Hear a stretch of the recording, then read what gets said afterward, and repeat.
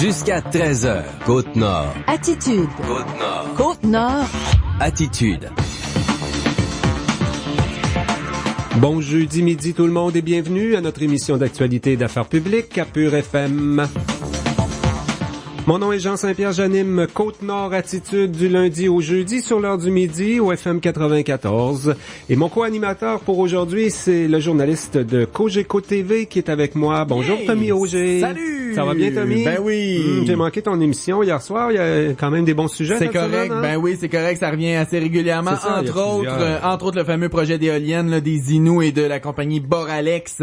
On a eu une première séance d'information là, du côté de Ouachat-Maliotenam. Les journalistes ont pu s'entretenir avec les responsables donc pour en apprendre un peu plus sur le début, l'éclosion de ce projet. Ben écoutez, connectez sur cette île et Port-Cartier de cette semaine. On a plusieurs entrevues à offrir à nos auditeurs ce midi, Tommy. D'abord, on va s'entretenir avec la directrice générale de l'Association québécoise de l'exploration minière. Elle s'appelle Valérie Filion. Je pense qu'il y avait un événement du côté de l'Abitibi là récemment où on a constaté que concernant la prospection, en tout cas, l'avenir de l'industrie minière semble belle. Ben c'est ça exactement. Donc on voit certains signes de relance dans l'exploration dans le secteur minier. Bon, on le sait, il y a déjà des compagnies déjà installées qui ont décidé de laisser de côté certains projets. Donc moi de mon côté, je me demande c'est quoi vraiment qu'on veut dire par relance ou des signes de relance. Et madame Filion du côté de l'Association québécoise de l'exploration minière sera avec nous pour répondre à nos questions.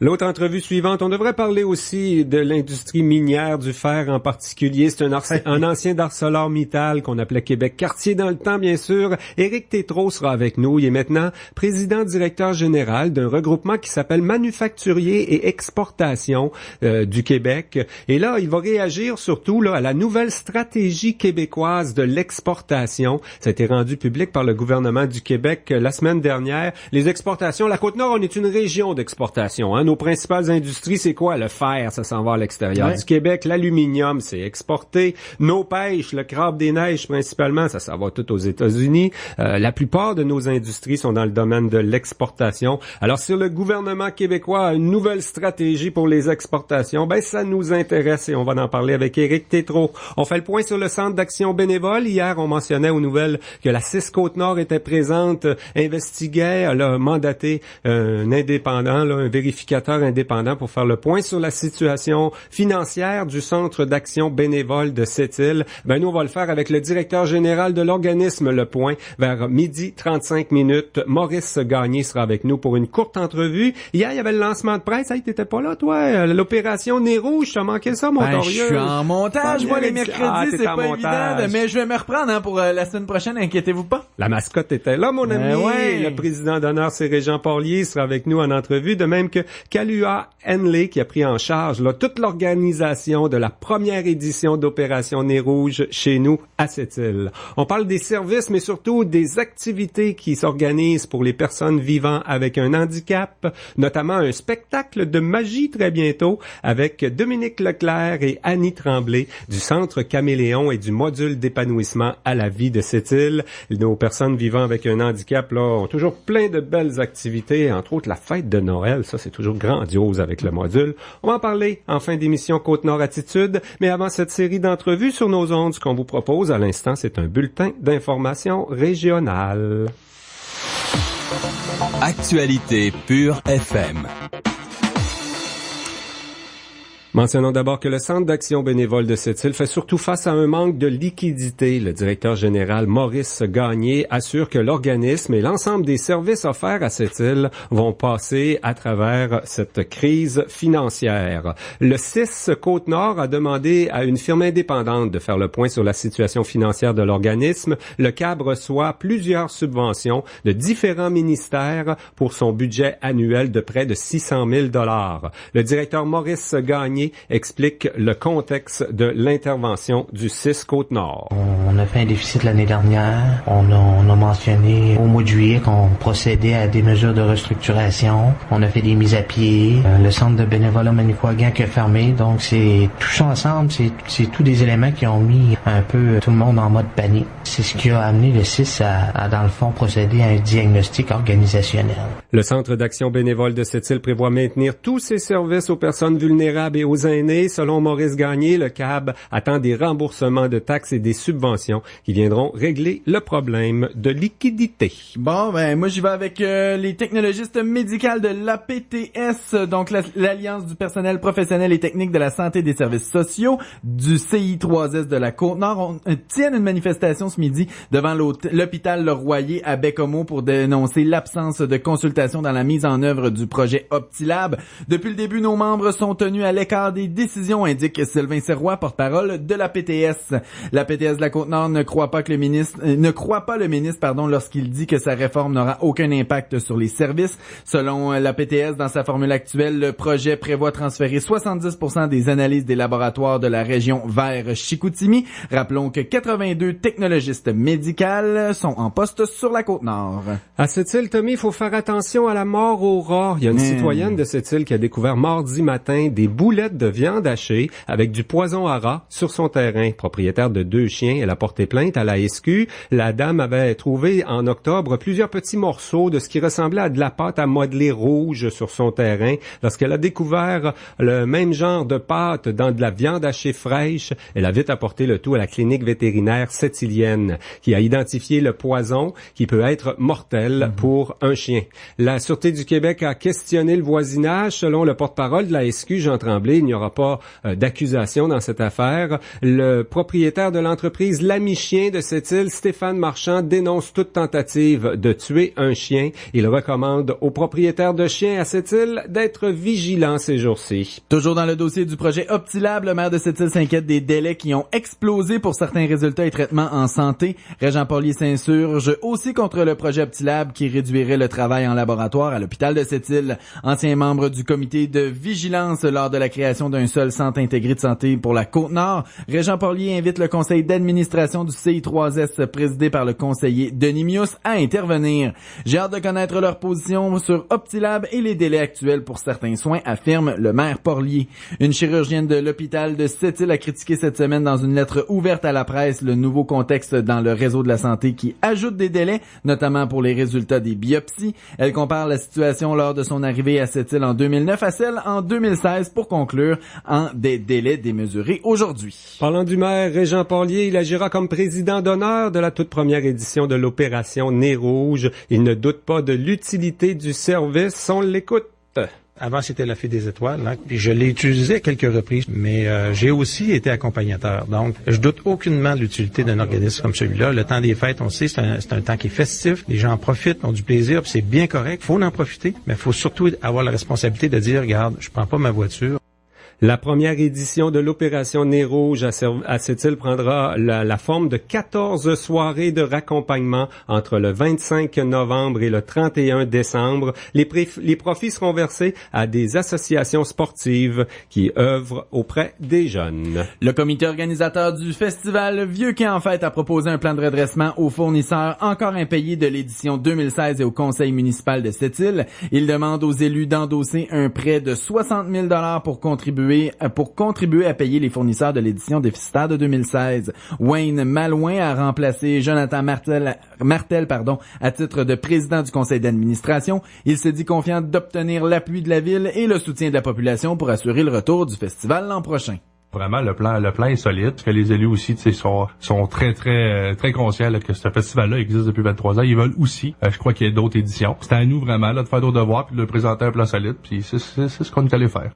Plusieurs commerçants du bas de la ville contribuent à une activité bénéfice le 12 novembre au profit du plan de redressement de Vieux-Quai en Fête. Et ça complète ce bulletin d'information régionale. On parle de l'exploration minière au Québec avec Valérie Filion dans quelques instants. Attitude. C'est sous le thème Port-Cartier en avant-scène que s'est déroulé le gala des entreprises de la Chambre de commerce de Port-Cartier. Plusieurs entreprises furent honorées dans une ambiance festive et devant plus de 200 convives. C'est avec fierté que la Chambre de commerce dévoile les lauréats 2016. Le Café-Théâtre Graffiti, Popco, Dixili, PCR+, M3I, La Brigade et Zone Active. La soirée fut un succès sur toute la ligne. Merci à notre partenaire officiel ArcelorMittal Mines Canada et nos partenaires réalisateurs Boralex, et TVA Est du Québec. Vos yeux reflètent votre personnalité. Ils sont uniques. Ils méritent tout le confort que vous pouvez leur offrir et vous, la meilleure vision possible. Chez Iris, jusqu'au 20 novembre, profitez d'une offre incroyable lorsque vous achetez 2 paires de lunettes avec lentilles de prescription toutes traitées. Choisissez vos montures parmi toutes les collections en boutique et économisez 200 $ sur votre achat. De plus, bénéficiez de la garantie inconditionnelle Iris sans aucun frais. Détails sur iris.ca. Jusqu'à 13h. Côte-Nord. Côte-Nord. Attitude. Pure FM. 94.1. On a avec nous la directrice générale de l'Association de l'exploration minière du Québec, Madame Valérie Filion. Bonjour, Madame Filion. Bonjour, Madame Filion. Vous m'entendez bien? Oui, je vous entends bien. Bon, Madame Filion, il y avait un événement, je pense, du côté de l'Abitibi, là, le congrès annuel Explore. Ça nous a permis de voir que, finalement, on n'est pas en crise nécessairement, là, dans l'industrie minière. C'est sûr que le Explore, ça avait lieu à Montréal, juste pour bien sûr les gens. Au mois de mai, on va avoir un événement en Abitibi, à Val-d'Or, qui va s'appeler Explo Abitibi. Donc, c'est nos 2 événements. Okay. Et effectivement, pendant Explore, ce qu'on a constaté, c'est que c'était un petit peu plus optimiste comme climat. Tu sais, on voit qu'il y a des investisseurs qui reviennent dans la filière minérale, qui viennent voir les explorateurs, mais on reste très prudent parce que c'est pas l'engouement, là, c'est pas parti en part. Puis je viens de regarder encore une fois les données d'investissement en exploration et travaux publiées par l'Institut de la statistique du Québec et il y a lieu de rester très, très, très prudent. Pour la Côte-Nord, madame, vous avez regardé les chiffres un peu partout, là. Il y a 4 grandes régions minières. La Côte-Nord en est une. Du côté de la côte, c'est quoi que ça dit, les statistiques? Là, c'est ça, j'ai vu le global au Québec, puis par région, là, j'étais en train de démêler, capitale, Côte-Nord, vous êtes à 1930, 580. Ça va à peine de démêler les chiffres pour voir un peu, mais vous devez pas être très haut parce qu'il n'y a pas de grandes nouvelles dans le fer. Et votre région est assez, en tout cas, vous n'êtes pas encore diversifié comme substance tant que ça. Donc, c'est un enjeu, ça, il va falloir s'attaquer à ça. Il va falloir diversifier les substances pour lesquelles on explore sur la Côte-Nord. Il y a du fer, mais il faut pas se fier juste au fer. On connaît comment les marchés fonctionnent, comment le prix des substances peut varier subitement. Donc, c'est important de se diversifier. Et parce qu'il y a déjà des projets qui avaient été explorés, même débutés à être exploités, et ils ont été mis de côté un peu. On a connu un ralentissement. Donc, c'est pour ça qu'il n'y a pas nécessairement plus d'exploration de notre côté, parce qu'il y a déjà des gisements connus. Mais effectivement, le secteur du fer est un secteur particulier aussi. Là, c'est des grands gisements. Donc, puis il y a beaucoup sur la Côte-Nord, il y a beaucoup de gisements qui sont connus depuis longtemps. La difficulté qu'il y a, c'est souvent les infrastructures. On est loin des infrastructures pour sortir le minerai. Donc, ça augmente les coûts les coûts de transport, puis les coûts de production. Alors, le défi, c'est de trouver des façons de sortir le minerai à des coûts qui permettent d'exploiter le gisement, parce que si ça te coûte plus cher que le sortir, le traiter, l'amener sur les marchés que la valeur que tu en as, donc ça vaut pas la peine. Dans un calcul économique de gisement, de mise en production, il y a beaucoup de données qui entrent en ligne de compte. Et le fer est assez particulier, là. Vous parlez de diversité à l'intérieur même de l'industrie minière. On a quand même des projets de graphite du côté de Bécomo qui s'en viennent, des espoirs du côté de l'apatite à Sept-Îles. Ça serait vraiment des mines dans d'autres domaines, là. On serait déjà pas mal plus diversifié. Oui, dans d'autres substances, pour d'autres marchés, puis des marchés d'avenir. On sait que les substances requises par la haute technologie, les produits de consommation technologique, c'est un potentiel important pour l'avenir. Sauf qu'on sait, aujourd'hui, on parle entre une découverte et une mise en production, on parle facilement de 15 ans, même 20 ans dans certains cas. Même mine Arnaud, ça doit faire 30 ans qu'on en parle, ça, à Côte-Nord, là. Alors, c'est vraiment long pour toutes sortes de raisons. C'est pour ça qu'il faut vraiment se mettre à l'œuvre, mais on le sait que quand on va explorer, on n'a pas de revenus. Si les investisseurs sont pas là, si les investisseurs trouvent pas le Québec attrayant pour leur investissement, mais on peut pas explorer. Fait que c'est important qu'on ait en place là des bonnes conditions, puis qu'on reconnaisse que l'exploration minière au Québec, c'est des activités importantes qui ont peu d'impact, puis qui sont bénéfiques pour les régions, et vous êtes très bien placés pour vous en rendre compte. Est-ce que pour les investisseurs, bon, on le sait, l'incertitude, le climat social est quelque chose qui peut mettre un frein là à l'intention d'investisseurs de se présenter dans un certain secteur? Est-ce que les histoires qu'on connaît ici avec Ménarneau peuvent freiner de l'exploration et des investisseurs à mettre de l'argent dans certains projets? Ben, c'est sûr que les investisseurs, comme dans d'autres secteurs d'activité, là, les investisseurs regardent de plus en plus la solidité des entreprises, la compétence des administrateurs et aussi les liens avec le milieu. Et tout ce volet-là est de plus en plus important. Mais regarde aussi, est-ce que l'entreprise fait les choses de la bonne façon en regard des lois et règlements? Vous savez qu'il y a une centaine de lois, règlements, directives et tout ce qu'on voudra qui encadre nos activités. Donc, les investisseurs regardent aussi ce volet-là, si les entreprises font de la bonne façon et tout ça. Et ils vont dire, bon, OK, il y a des volets que tout ce qu'on peut contrôler, finalement, ça, c'est correct. Maintenant, c'est important d'être en lien avec nos milieux.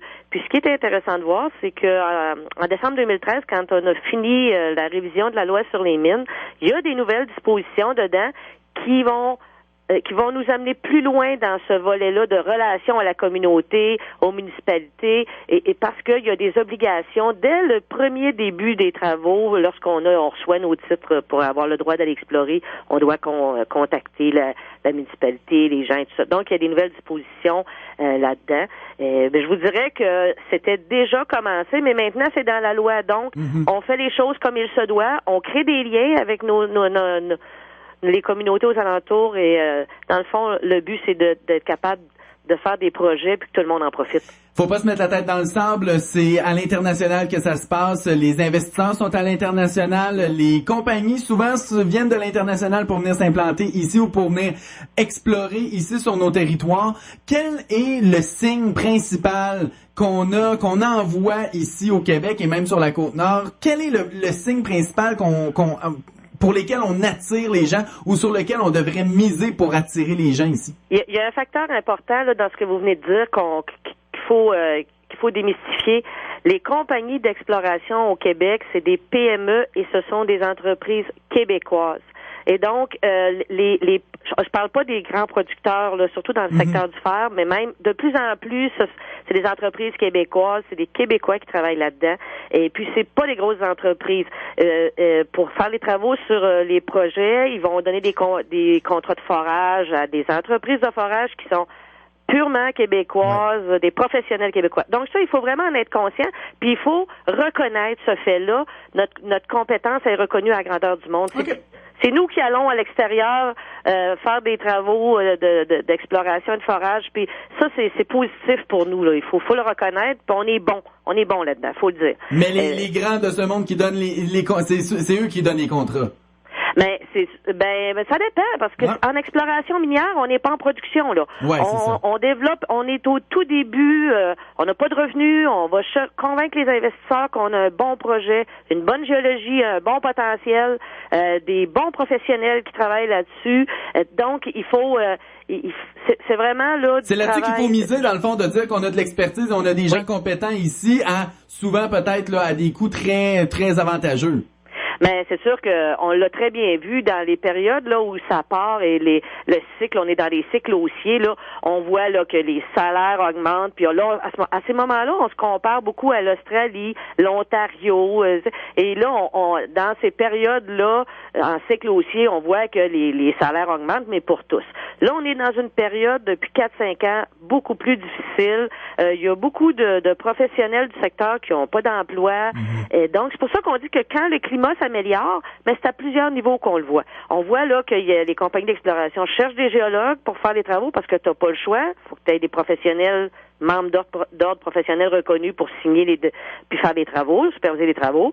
Et on voit que les fournisseurs de services, les compagnies de forage, géophysique, tout ça, ils ont des demandes de soumission, là. Il faut faire les travaux, puis les compagnies réussissent à avoir un petit peu de financement. On voit que ça bouge, on voit là que ça commence à être un petit peu plus dynamique, ce qui est un très bon signe, effectivement, pour la filière, mais ça part pas en peur, là. Ouais, c'est très encourageant parce que ce qu'on a vécu, là, la morosité des dernières années, en bout de ligne, c'est l'exode de notre monde, puis les familles qui quittent les régions minières, puis l'expertise qu'on perd aussi, là, des travailleurs qui étaient compétents, qui sont plus chez nous, qui reviendront pas nécessairement. Absolument, qui vont travailler dans d'autres secteurs, qui vont faire d'autres choses parce qu'ils ont des formations, donc ils vont aller travailler ailleurs ou dans d'autres secteurs, et c'est effectivement très dommage. Puis c'est des travailleurs, des gens qu'à tous les jours, ils vont travailler, puis qui se font une qualité de vie qui a du bon sens, puis des gens qui vont se former pour travailler dans la filière, écoute, essayons de s'arranger pour qu'ils soient capables de travailler. Madame Filion, je vous lance déjà l'invitation suite aux événements, là, aux prochains événements en Abitibi, on se reparlera. Il n'y a pas de problème, ça va me faire plaisir, puis je vous souhaite une bonne journée. Madame Valérie Filion, directrice générale de l'Association d'exploration minière du Québec, merci beaucoup. Merci, au revoir. Attitude. Voici un installateur de porte de garage ordinaire. Bof, excusez. Et voici maintenant un installateur Garaga expert. À votre service. Ordinaire. Ouais, excusez. Garaga. À votre service. Vous avez remarqué la différence? Rencontrez de vrais experts chez Vitrerie Nord Cristal 968 87 96 968 87 96.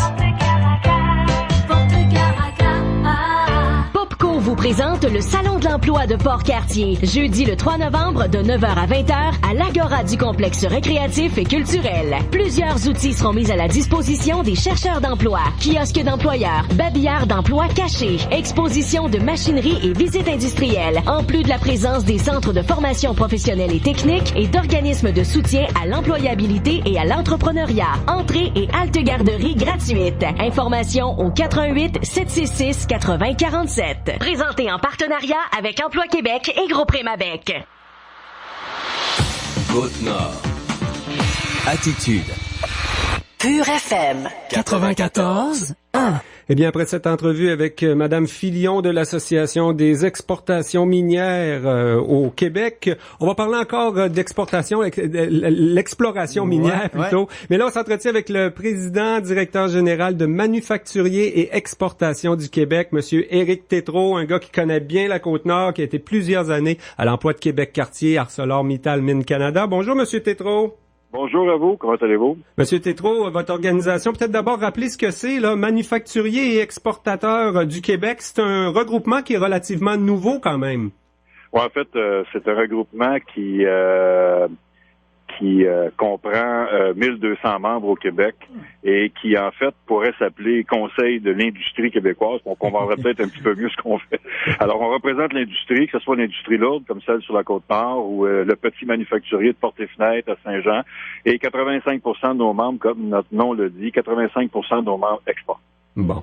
Et la semaine dernière, on a eu justement le gouvernement du Québec qui a dévoilé une stratégie québécoise de l'exportation. Ça nous intéresse sur la Côte-Nord. Hein? Vous connaissez notre région, on exporte beaucoup. Il y a l'industrie du fer, l'aluminium, le bois, les pêches. Beaucoup de choses s'exportent à partir du port de Sept-Îles, Port-Cartier aussi. Donc, la stratégie d'exportation, votre première réaction, c'est positif, hein?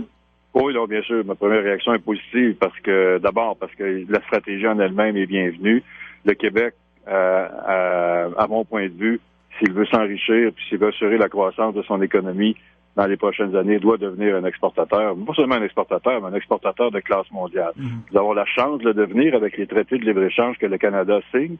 Le plus récent, c'est avec l'Union européenne, comme vous avez vu, mais il faut savoir en profiter. Alors, ça prend du support gouvernemental au départ, à tout le moins, et le support est là, avec 500 millions. Donc, j'aime l'annonce en elle-même, mais j'aime aussi le fait que c'est coordonné au gouvernement. Ça suit une annonce qui est survenue plus tôt cette année, de la ministre de l'Économie, qui a décidé de consacrer 700 millions à l'innovation manufacturière, c'est-à-dire du support gouvernemental pour aider nos entreprises à être plus concurrentielles et donc être capables de mieux exporter. Alors, quand même, cette année seulement, on parle d'1,2 milliard d'injections pour aider nos manufacturiers, nos exportateurs qui en ont bien besoin. Mm-hmm. Et il y a même si on est exportateur, là, on n'est pas tous d'une entreprise de la grosseur de Rio Tinto ou d'ArcelorMittal non plus. Il y a des PME là-dedans. Ce qui s'en vient, c'est qu'il faut innover finalement pour rester compétitif, là. Le nerf de la guerre, c'est l'innovation. Les PME québécoises, comparées à l'Ontario, aux États-Unis, au reste du monde, sont celles qui innovent le moins. Et si on le fait pas, on ne sera pas concurrentiel, puis non seulement on ne profitera pas des traités de libre-échange, mais on va probablement quelque part les subir.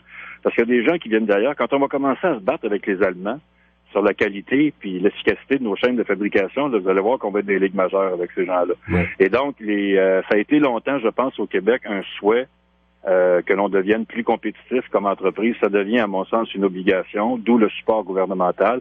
Maintenant, il reste aux entreprises à le faire. Vous avez soulevé quelque chose d'intéressant. Vous avez fait, vous m'avez parlé des PME, vous avez parlé des géants comme ArcelorMittal et Rio Tinto. Ils n'ont pas les mêmes agendas. Dans le cas d'ArcelorMittal et de Rio Tinto, d'abord, ça passe beaucoup par l'efficacité, l'excellence opérationnelle, puis l'efficacité opérationnelle de ces entreprises-là qui sont des filiales d'entreprises à l'étranger. Donc, il faut savoir produire au moindre coût. Comme on dit en bon québécois, the name of the game, c'est de produire au moindre coût possible, surtout avec le prix des commodités qui est pas avantageux en ce moment. Mais elles vont être capables aussi, à un certain degré, de bénéficier de ces sommes-là gouvernementales pour être capables de continuer à innover, ne serait-ce qu'en termes d'efficacité énergétique, par exemple, parce que ça pèse lourd dans le bilan des grosses entreprises. Pour ce qui est des PME, on parle de mieux s'équiper, en fait. C'est ça qu'on veut dire. On n'a pas assez de robots, on n'a pas assez d'automatisation dans nos processus. Puis l'autre chose, il faut faire un meilleur lien avec les centres de recherche. Moi, combien de fois j'ai vu sur le terrain depuis 2 ans des innovations qui dorment et qui sont prêtes à être commercialisées sur le marché, alors qu'on en fait arriver d'autres dans nos centres de recherche où il n'y a plus de marché. Puis bon, il faut que l'écosystème apprenne à se parler aussi. Mais généralement, je dirais que l'aide va être modulée en fonction de la taille, de l'importance de votre entreprise puis du secteur que vous occupez dans le marché. Monsieur Tétrault, parlez-nous un peu, là, en exportation, une PME de Sept-Îles, par exemple, qui a un produit à exporter. La raison pourquoi c'est difficile, c'est toujours la distance, c'est toujours très coûteux le transport d'exporter nos choses. Qu'est-ce que vous pensez de ça?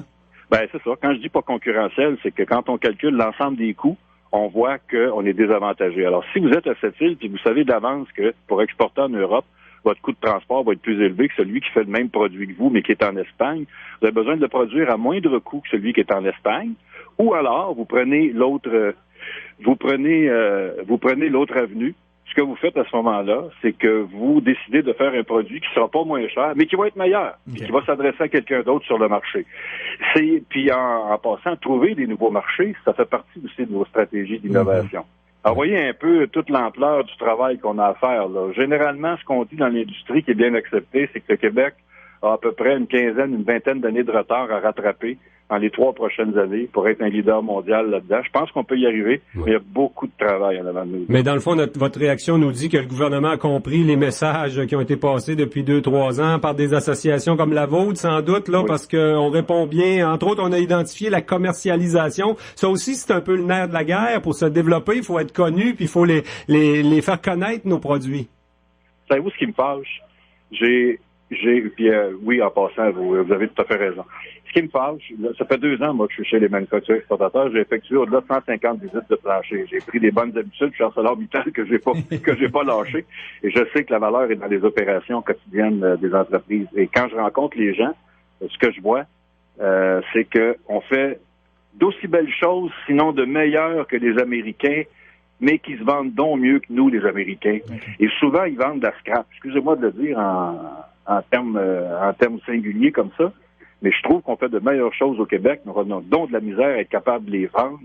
Et il faut passer à cette étape-là aussi. Non seulement il faut être plus concurrentiel, mais il faut apprendre à mieux se vendre sur les marchés étrangers, c'est ça? Oui. Le gouvernement a annoncé 25 millions de commercialisation qui est juste associée à l'agroalimentaire. Est-ce qu'à votre avis, là, la stratégie qu'on a annoncée, il y a suffisamment de fonds là-dedans? C'est-à-dire que c'est une amorce, c'est un début, il y en aura d'autres. La raison pour laquelle ça s'adresse à l'agroalimentaire, c'est que quand on signe des traités comme celui qu'on vient de signer avec l'Europe, le secteur agroalimentaire, qui est un des très grands secteurs d'exportation au Québec en passant, est celui qui peut attaquer le marché le plus rapidement. Parce que ce sont des produits que vous faites ici, que vous envoyez, qui sont pour consommation immédiate. Dans certains secteurs, ça va prendre plus de temps. Alors, l'aide est modulée en fonction de ça. Ça faisait partie de nos demandes également. En terminant, M. Tétrault, là, je suis sûr que vous suivez encore de proche l'industrie du fer, que vous avez eu les deux pieds dedans pendant des années. C'est ce qui nous inquiète actuellement à cette île Port-Cartier. Le prix du fer est encore très bas, là. Il a commencé un petit peu à remonter dans les 2 dernières semaines. Mais c'est un cycle, à votre avis, là, ça va remonter? Les projets comme Alderon, réouverture de la mine Bloom, puis tout ça, c'est pensable, là, sur la Côte-Nord, quand même. C'est pensable parce que, si je fais une analogie simple, là, le prix des commodités comme celui du minerai de fer, là, ça dépend de la hauteur de la pile en Chine, là, parce que les autres, ils stockent. Ouais. Puis c'est le fait qu'il y ait trop de minerai Même problème pour l'aluminium, hein? Problème. Même chose. Alors, et là, pour continuer à parler en termes simples, là, les piles commencent à descendre en Chine. Bon. Alors, forcément, il y aura un retour du balancier. Ne vous en faites pas, c'est cyclique. Je pense pas qu'on va retourner à des 185-200 piastres la tonne comme on a connu en 2011 parce qu'on était à 10 ou 12 de croissance en Chine. On ne le reverra pas. Actuellement, on parle d'une croissance de 6 à 7 en Chine. Il y a le géant indien qui se réveille tranquillement. Il y a des gens sérieux comme la Caisse de dépôt qui continuent à investir dans des projets miniers. Alors, tant que c'est le cas, ça sera moins spectaculaire que ce qu'on a connu, mais ça va continuer à aller en pente douce. C'est encourageant, hein, parce que vous savez ce que c'est le cycle, hein? Vous avez vécu à Port-Cartier, vous en avez vu d'autres, des crises du fer, là. C'est pas facile dans le milieu. C'est l'exode, c'est des pertes d'emploi, c'est pas évident. Non, c'est pas évident. Vous êtes effectivement dans la région qui est probablement le plus soumise au grand cycle de l'économie mondiale. Ce sont des choses sur lesquelles on n'a pas beaucoup de poignées, comme on dit en bon québécois. Le mieux que les entreprises peuvent faire pendant ce temps-là, c'est de réduire leur coût maximum. On me dit que ArcelorMittal, d'ailleurs, ils font un excellent travail pour ça, pour ce qui est du coût de production de la tonne. Alors, c'est ce qu'il faut faire. Et la meilleure garantie que les entreprises demeurent, c'est de continuer à avoir confiance dans leur plan de réduction de coûts. Si elles le font, c'est le signal positif qu'elles envoient, qu'elles entendent demeurer dans le marché. Eh ben c'est positif, ça c'est bon à entendre là après plusieurs mois où le prix est faible puis on voit des projets disparaître dans l'industrie du fer. Quand M. Tétrault parle de réduction de coûts, le qui est multi-usagé qui va possiblement finir par être utilisé, on parle d'une belle réduction de coûts. C'est un bel exemple de réduction de coûts, ça. Où on ira descendre la pile en Chine, vous savez, 2-3 jours de libre. Ouais. Il y a aussi des négociations qui s'en viennent avec les syndicats. Tout ça, ça fait partie du portrait dans l'industrie du fer aussi. Donc, voilà. Éric Tétrault, un gros merci pour cette entrevue. Je rappelle que vous êtes président, directeur général de Manufacturiers et Exportateurs du Québec. Toujours un plaisir et un bonjour aux gens de la Côte-Nord. Au revoir. Merci, au revoir. Jusqu'à 13h. Côte-Nord. Côte-Nord. Attitude. Popco vous présente le Salon de l'emploi de Port-Cartier, jeudi le 3 novembre de 9h à 20h à l'Agora du complexe récréatif et culturel. Plusieurs outils seront mis à la disposition des chercheurs d'emploi, kiosques d'employeurs, babillards d'emploi cachés, exposition de machinerie et visites industrielles, en plus de la présence des centres de formation professionnelle et technique et d'organismes de soutien à l'employabilité et à l'entrepreneuriat. Entrée et halte garderie gratuite. Informations au 88 766 80 47. Présenté en partenariat avec Emploi Québec et Groupe Rémabec. On a parlé cette semaine des difficultés financières du Centre d'action bénévole de Sept-Îles. J'ai rencontré le directeur général hier. On fait le point sur la situation au CAB de Sept-Îles avec Maurice Gagné dans quelques instants. Monopoly d'ici de McDonald's. Ça pourrait se gagner n'importe où, comme au service au volant à Moncton ou sur un lac à Sainte-Agathe. Sophie F. de Gatineau a réclamé un bon de 5 000 $ de Voyage Nation Canada. Nancy D. de Blainville a réclamé 5 000 $ en carte Mastercard Vanilla prépayée. Monopoly d'ici de McDonald's. C'est des millions de prix et une chance sur 5 de gagner. Et vous, où gagnerez-vous? Le nombre de prix offerts diminuera et les chances de gagner pourront varier lorsque des prix seront réclamés. Voir les détails dans le règlement officiel dans les restaurants McDonald's du Canada participants ou à mcdonald.ca/Monopoly-sous-BC-FR. Monopoly est une marque de commerce de Hasbro. Aucun achat requis. Jusqu'à 13h. Côte-Nord. Côte-Nord. Attitude. Pure FM 94. En compagnie du directeur général du Centre d'action bénévole de Sept-Îles, Maurice Gagné. On a entendu cette semaine là que l'enquête, le 6 sont venus vérifier, il y a des difficultés financières au sein de votre organisation à Sept-Îles. Exactement. On vous avouera pas qu'on a des problèmes au niveau des liquidités. Donc, on a quand même beaucoup de comptes à recevoir, mais compte à recevoir implique pas nécessairement argent liquide. Donc, c'est ça, le 6, étant donné, dans le fond, toute toutes les circonstances qui peuvent entourer notre situation. On a fait un déficit l'année dernière. On a mentionné au mois de juillet qu'on procédait à des mesures de restructuration. On a fait des mises à pied. Le centre de bénévolat Manicouagan qui a fermé. Donc c'est tout ça ensemble, c'est tous des éléments qui ont mis un peu tout le monde en mode panique. C'est ce qui a amené le CIS à dans le fond procéder à un diagnostic organisationnel. Est-ce qu'il faut s'en inquiéter? Parce que justement, quand le CIS est arrivé au centre de bénévolat de Manicouagan à Bécomo, et actuellement il y a fermeture, il y a peut-être des personnes âgées, entre autres, qui reçoivent plus certains services. On voudrait pas que ça nous arrive à cette île. Est-ce que il faut s'en inquiéter? Le centre d'action bénévole, il va continuer d'offrir toute sa panoplie de services? Oui, il n'y a aucune inquiétude à avoir de ce côté-là. La totalité des services se poursuit. Je vous dirais que même à l'heure actuelle, la situation financière va beaucoup mieux. On parle d'un excédent déjà qui devrait nous amener d'ici la fin d'année à avoir un excédent très appréciable qui pourrait nous permettre dans le fond d'avoir un fonds de roulement suffisant pour pouvoir continuer les opérations sans avoir à s'inquiéter. Qu'est-ce que c'est comme organisation, le centre d'action bénévole de cette île-là? C'est quand même assez gros. Au CIS Côte-Nord, on me parlait d'une subvention de 151 000 $, mais c'est plus que ça. On a un budget autour du demi-million, peut-être même un peu plus. Exactement. On tourne aux alentours de 550 000 à 600 000 $. Donc, c'est sûr que la subvention du CIS représente 150 000. On a des ententes de services qui sont échues d'ailleurs depuis plusieurs années, mais qui se poursuivent, totalisant là, à peu près 100 000 $.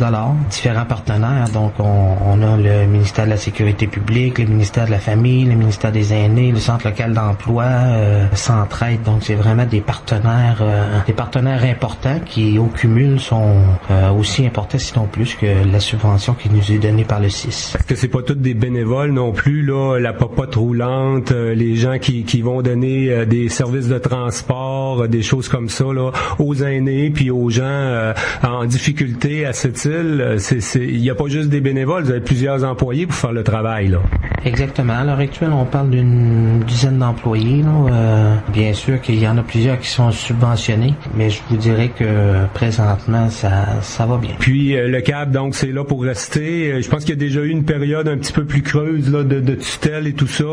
Toi, tu nous assures finalement qu'il n'y a pas d'argent qui est détourné non plus, puis que ces fonds-là vont vraiment aux bonnes causes pour lesquelles c'est supposé aller, là. C'est en plein ça. Donc, non, il n'y a aucune crainte à avoir sur la continuité des services. Ça va continuer. Attitude. Nouvel arrivage au plus grand magasin de liquidation sur la Côte-Nord à Sept-Îles. La liquidation du 460 Place du Commerce a reçu plus de 150 000 $ de nouveautés. De plus, ils sont maintenant dépositaires d'une filiale Costco. Et oui, vous avez bien entendu, j'ai dit d'une filiale Costco. Donc, plus de choix et des nouveautés à la liquidation toutes les 2 semaines. N'oubliez pas, la liquidation du 460 Place du Commerce vous offre le financement de vos rêves. Aucun crédit refusé. Passez nous voir. Eh bien, la première édition de l'opération Nez Rouge s'organise à Sept-Îles. C'est le Centre d'action bénévole qui l'organise avec plusieurs partenaires. On a formé un comité organisateur. Les profits n'iront pas au CAB, mais bien à des organismes qui œuvrent auprès des jeunes dans le domaine du sport. Hier, il y avait le lancement de l'opération Nez Rouge. Kalua Henley est présidente du comité qui s'occupe de l'opération pour Sept-Îles et notre maire Régent Porlier agira comme président d'honneur de la première édition. Je les ai rencontrés hier. Je vous fais entendre l'entrevue dans quelques instants. De Nashville à la Côte-Nord. Bonjour, ici Jean-Roch Comédie. Ici Julie Darèche. Bonjour, ici Ronald Poirier, le cowboy des îles. Ici Patrick Normand. Bonjour, ici Herman Pleb. Ici David Darèche. C'est un rendez-vous 94 ans, ce samedi 17h. Pure FM 94 1. Côte-Nord. Attitude. Pure FM 94 1. Opération Nez Rouge est lancée pour cette île. Quand même, Kalua Henley qui a pris la présidence de l'organisation. J'ai remarqué ton comité. Ça fait pas longtemps qu'on sait qu'on va avoir Nez Rouge à cette île. Ça s'est bien organisé avec pas mal de monde qui sont mobilisés. Ouais, puis les gens sont au rendez-vous puis sont contents d'être là puis ils sont heureux que Nez Rouge a débuté. Et là, le comité, donc, on va être prêt là, pour le 25. Ça s'en vient quand même assez rapidement. Il y a quand même plusieurs partenaires, une belle organisation. Oui, puis on est fiers, puis j'espère que ça va continuer longtemps. Vous avez trouvé un bon président d'honneur, le maire Régent Porlier, qui va s'impliquer à titre de président d'honneur de la première édition d'Opération Nez Rouge. Régent, tu doutes pas de l'utilité de ça, Nez Rouge, toi? Non, je doute pas du tout. Quand on dit rendre au suivant, moi j'en ai, avant c'était la Fée des Étoiles, hein, qui était là pendant plusieurs années, qui avait à un moment donné cessé ses activités, puis je l'ai utilisé à quelques reprises, je te dirais. Mais j'ai aussi été accompagnateur, donc je doute aucunement de l'utilité d'un organisme comme celui-là. Le temps des fêtes, on sait, c'est un temps qui est festif, les gens en profitent, ont du plaisir, puis c'est bien correct, il faut en profiter, mais il faut surtout avoir la responsabilité de dire, regarde, je prends pas ma voiture, on a l'occasion d'avoir une organisation qui est très bien structurée. Nez Rouge, là, il y a deux choses qui me rassurent. D'abord, cette organisation-là, qui est une organisation extrêmement solide, et je regarde travailler l'équipe qui est là, qui a décidé de prendre en main ici au CAB. Ben, les gens, ils mettent l'épaule à la roue, puis ça va très bien pour structurer tout ça. Donc, je suis sans inquiétude, ça va être un succès, là, Nez Rouge en 2016.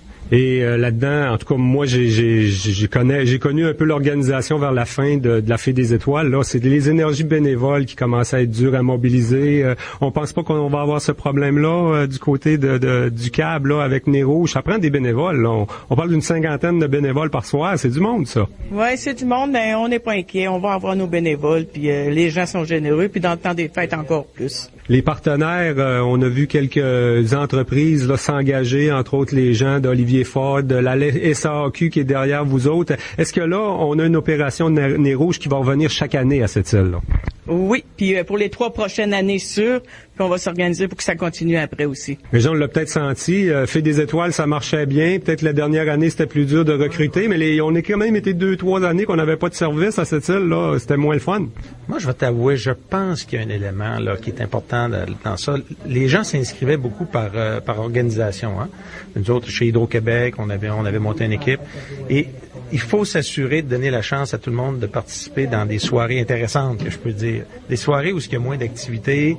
Les gens aiment ça, faire du raccompagnement. C'est pas juste d'aller là. C'est un bénévolat qui peut être le fun. Absolument. Écoute, les gens sont... Les gens boissons, mais joyeux, hein. C'est rare qu'on poigne quelqu'un que ça déborde aussi, là. Moi, en tout cas, j'en avais pas vu des gens désagréables. Les gens sont, comme tu le dis, il y a un esprit festif. Ils sont tellement heureux qu'on les raccompagne avec leur voiture. Le lendemain matin. Le lendemain, j'ai plusieurs histoires que je peux te conter, là. mais non, c'est des heures de plaisir. Mais comme je le dis, pour s'assurer que le bénévolat est de retour, ben, il faut les questionner. Est-ce que tu as aimé ça? Quelle chose on peut travailler, améliorer? Ça serait de donner la chance un peu à tout le monde, là, finalement, d'avoir le goût de revenir. Mais je suis pas inquiet. Là. Comme je le disais tantôt, c'est une bonne structure, Nez Rouge. C'est quelque chose qui perdure dans le temps depuis les débuts. Donc, je suis convaincu que l'organisation va être à l'écoute puis va s'ajuster. Il y a comme un protocole de fonctionnement, une façon de faire. Hein? Les bénévoles, on fait pas ça n'importe comment. Tout est bien inscrit. On vérifie les véhicules. C'est sécuritaire, finalement. Exact, oui. Il faut faire une vérification sur toutes les inscriptions. On n'a pas le choix.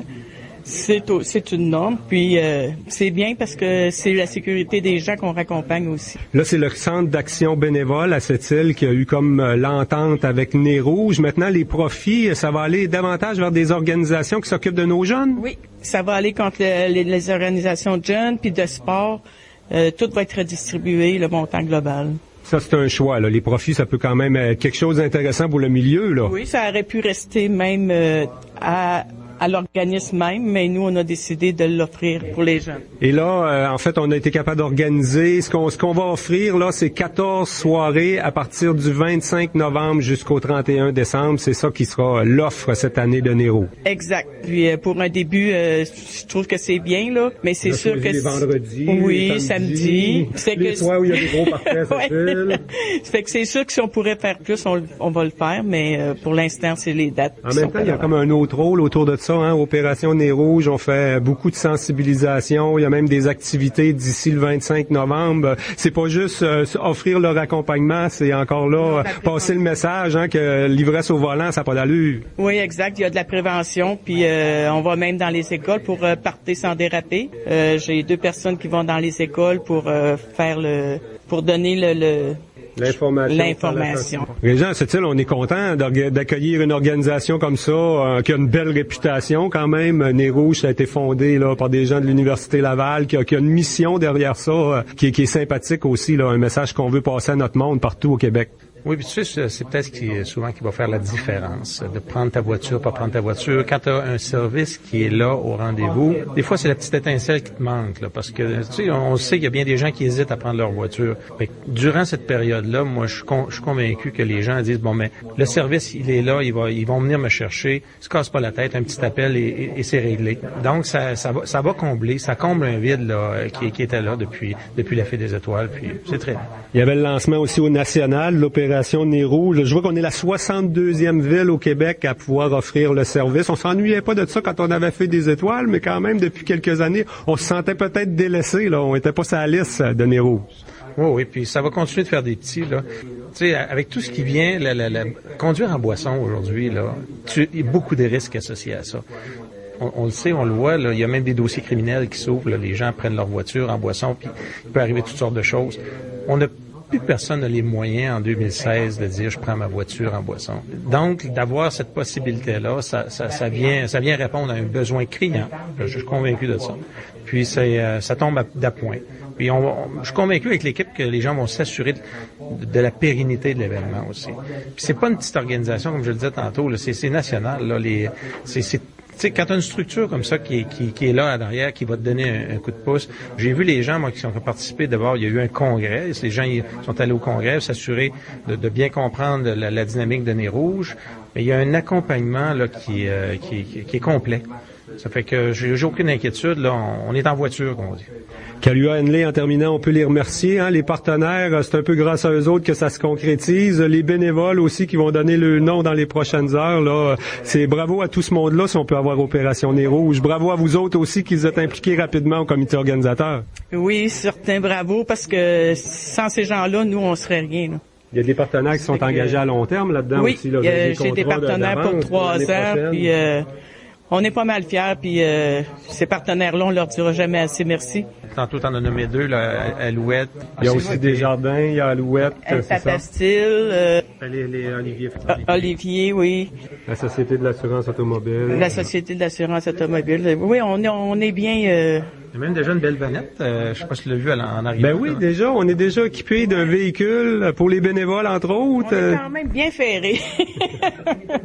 Puis j'espère que ça va continuer comme ça. On va vous souhaiter des belles soirées. On a gardé une tradition qu'on avait avec la Fée des Étoiles, la première soirée d'Opération Nez Rouge, je crois, par les gens des médias à cette île. Ça fait que le 25 novembre, vous risquez de voir un journaliste vous accompagner si vous demandez le service. Bravo, on va le demander, c'est sûr. Merci beaucoup.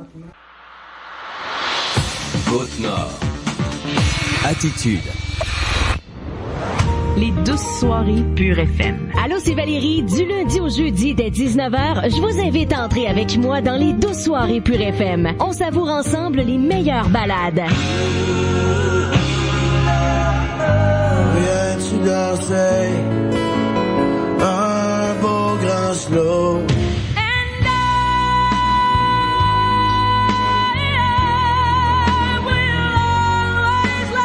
On se retrouve du lundi au jeudi de 19h à 21h. Pure FM 94.1.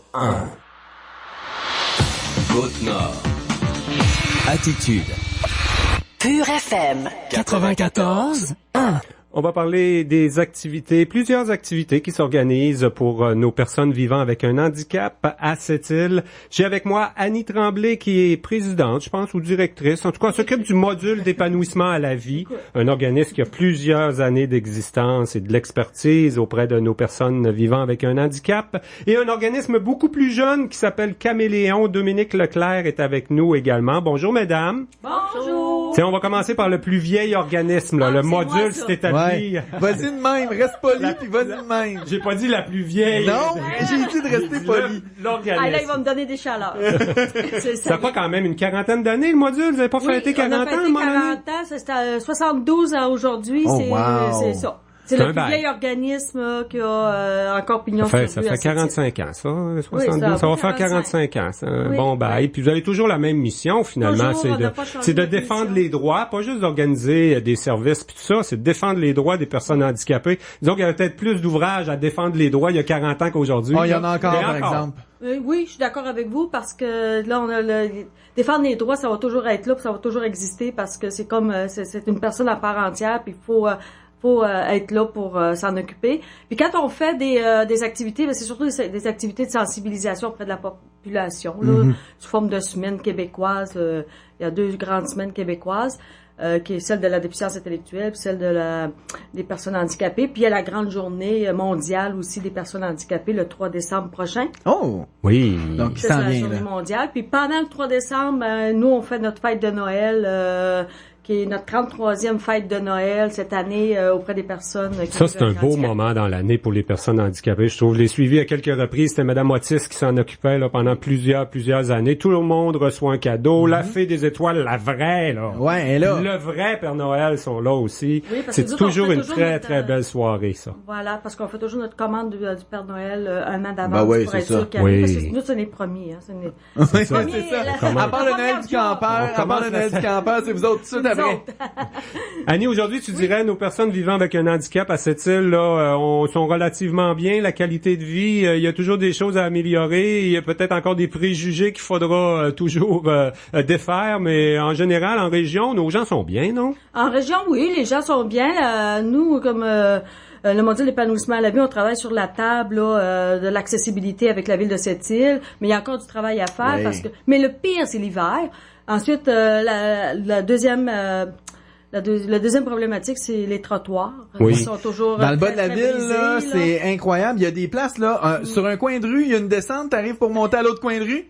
Il y a plus de. Puis tu peux pas remonter. Non. Fait qu'il faut que tu fasses un détour. Ça, là, j'en ai parlé à monsieur le maire à notre dernière émission. Il nous a dit de signaler aux travaux publics que des modifications peuvent être faites. Mais quelqu'un qui est en chaise roulante ou en mobilité réduite qui se présente devant ça, t'as un gros problème, là. Oui, on a un gros problème. Puis Madame Otis, vous l'avez mentionné tout à l'heure, elle travaille encore très fort avec nous pour améliorer toutes ces contraintes-là qui sont physiques, qui sont là. Il y a M. Lévesque qui avait mis beaucoup de temps sur le comité accessibilité aussi, faire le tour, aller voir à cette île où est-ce que ça rentre en fauteuil roulant, où est-ce que ça rentre pas, puis des bâtiments publics, puis tout ça. En tout cas, ça continue de s'améliorer. Toujours, on lâche pas, puis il y a toujours place à l'amélioration pour ces personnes-là, que ce soit dans l'accessibilité au niveau des établissements, que ce soit l'accessibilité au niveau de rouler dans les rues où on roule des rues ou sur le trottoir. Même dans l'inclusion, dans les événements, les activités, les emplois. C'est sûr, parce que prenez des activités, des grands événements comme on a eu cet été, là, le Vieux Camp en fête, il y avait plein de personnes en fauteuil roulant, mais ils pouvaient même pas voir le spectacle, ils étaient tout assis. Eux autres, fait qu'ils avaient même pas prévu un estrade. Un estrade, on l'a mentionné, puis on va leur mentionner qu'il y a une estrade ou quelque chose qui pourrait. Ça coûte pas cher, ça aurait pas augmenté le déficit. Ça aurait pas augmenté, non. C'est ça, ça aurait amené des revenus. Les personnes handicapées ont un pouvoir économique, là, ça faut pas l'oublier. Faut jamais l'oublier parce qu'ils ont le pouvoir économique. Ils ont le droit aussi d'être à la même hauteur que tout le monde. Oui, exact, voilà.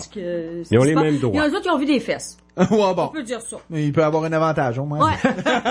Quand t'es assis, c'est ça que tu vois. Annie, à un moment donné, au module d'épanouissement à la vie, vous êtes aperçu qu'il y avait un trou de service, là, pour nos jeunes qui sont plus des mineurs, mais qui avaient plus accès à Jean du Nord, hein. À un moment donné, à Jean du Nord, on les met dehors à 21 ans, je pense. Mais qui avaient encore des besoins de formation, puis de se regrouper, puis tout ça. C'est dans ce contexte-là qu'on a créé le Centre Caméléon que dirige Dominique. Rappelle-nous, qu'est-ce qu'on fait au Centre Caméléon? Le Centre Caméléon, c'est pour les 21 ans et plus qui quittent l'école. C'est un centre d'apprentissage. On fait des activités un peu partout dans la ville pour maintenir et développer les habiletés sociales et physiques. Donc, on fait de l'insertion et de la participation sociale à toutes les semaines, le plus possible. Puis c'est offrir un support aux familles aussi parce que à 21 ans, habituellement, un parent quitte le travail pour s'occuper de son jeune qui n'est plus à l'école. Donc, c'est d'offrir un milieu sain et d'éviter l'appauvrissement des familles en permettant aux parents de continuer à travailler. Et vous autres, vous avez pas le 6 Côte-Nord qui enquête sur votre situation financière? Ben, vous n'avez presque pas d'argent, finalement. Il n'y a pas de grande enquête à faire. Il n'y a pas un vérificateur indépendant qui va être là. C'est pour ça qu'on commence à organiser des activités bénéfices. Le financement, c'est pas venu naturellement parce qu'on a créé un nouvel organisme, là. Non.